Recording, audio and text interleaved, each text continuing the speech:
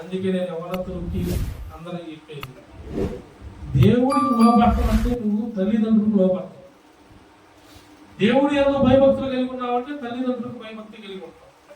భయభక్తులు కలిగిన స్త్రీ ఎలా ఉంటుందో తెలుసా? జ్ఞానముతో తన ఇల్లును కట్టుకునిద్దాట. ఎంతో జ్ఞానంతో. జ్ఞానం ఎలా ఉంటుంది? దేవుని దగ్గర.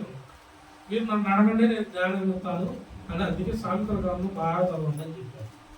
మీరు యవనస్తులు, పెళ్ళైన కొత్త వాళ్ళు అందరూ ఎక్కువగా దేన్ని ధ్యానించాలంటే సామెతల గ్రంథం చదవండి.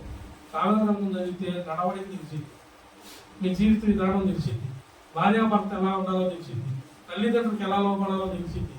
మీరు నడవడిక, మీ వస్త్రధారణ కానీ మొత్తం ఉంటాయి. మీకు ఏదన్నట్టు ఏదన్నా యాశ్వ రాత్రి ఏమన్నది? రాత్రి ఏంది రాత్రి అంటే కాలేజీ మొత్తం చేర్చుకుంటాను. అసలు నేను ఎప్పుడు చూడవాడిని శుభ్రంగా ఉంది భారతదేశాలు అప్పుడు ఫోటోల్లో అన్నింటిలో.